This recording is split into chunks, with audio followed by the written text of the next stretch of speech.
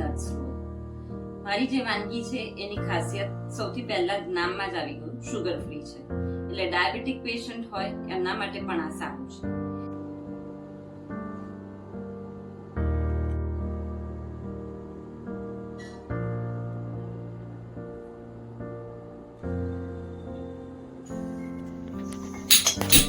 સૌ પહેલા આપણે ઘી લઈશું. 1 ટીસ્પૂન જેટલું ઘી છે. ઘી સહેજ ગરમ થાય એટલે પછી આપણે એમાં 500 ગ્રામ ખજૂર લીધી છે, સીડલેસ છે. જો તમે ઠળિયાવાળી વાપરતા હો તો એ ઠળિયા કાઢીને યુઝ કરવાની છે.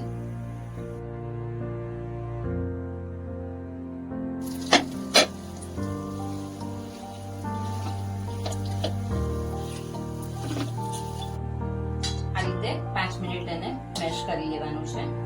એ થઈ જાય એટલે ખજૂર હલાવવામાં હલકી થાય એટલે આપણને ખ્યાલ આવી જશે કે હવે ખજૂર ચડી ગઈ છે. એટલે આ રોસ્ટેડ ડ્રાય ફ્રૂટ છે, 1 બાઉલ છે.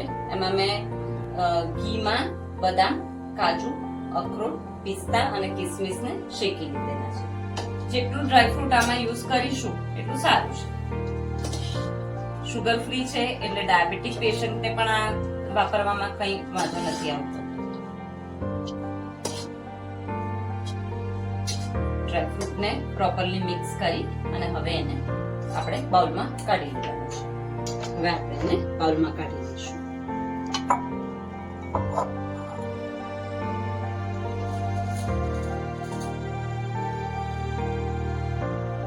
આ સહેજ ઠંડુ થઈ ગયું છે એટલે આપણે હાથ પર ઘી લગાવી અને એના રોલ વાળી લેવાના છે.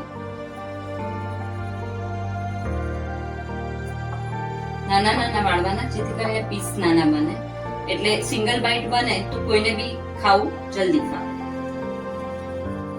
હવે આપણે એને એલ્યુમિનિયમ ફોઇલમાં બરાબર રેપ કરી અને ફ્રીઝમાં 15 મિનિટ માટે ઠંડા થવા મૂકી દઈશું.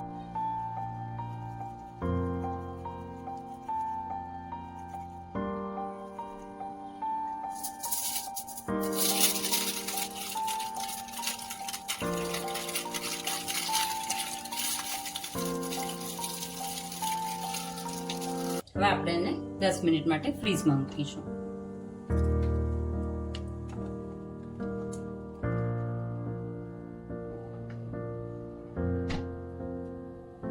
હવે આપણે એને આમાંથી બહાર કાઢી લઈશું. હવે આપણે એને કટ કરી લઈશું.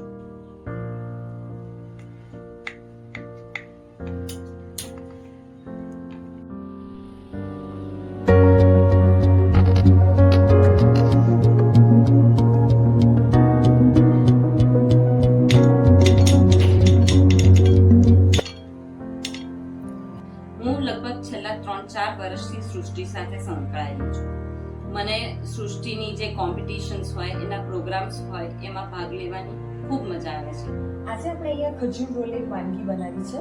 ખજૂર રોલ વાનગી એ શિયાળુ પાક તરીકે પણ ઓળખી શકાય છે અને શિયાળામાં એનો ખાસ આપણે ઉપયોગ કરવો જોઈએ.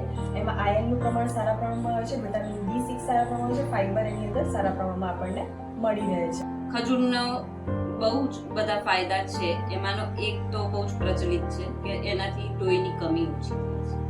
એ ઉપરાંત ખજૂરમાં રહેલા જે એન્ટીઓક્સિડન્ટ્સ છે એ તમારી રોગ પ્રતિકારક શક્તિ વધારે છે. તો મારી આ વાનગી એટલી ઈઝી છે, એક તો જલ્દી બની જાય છે અને ઘરમાં અવેલેબલ ઇન્ગ્રેડિયન્ટ્સમાંથી બને છે.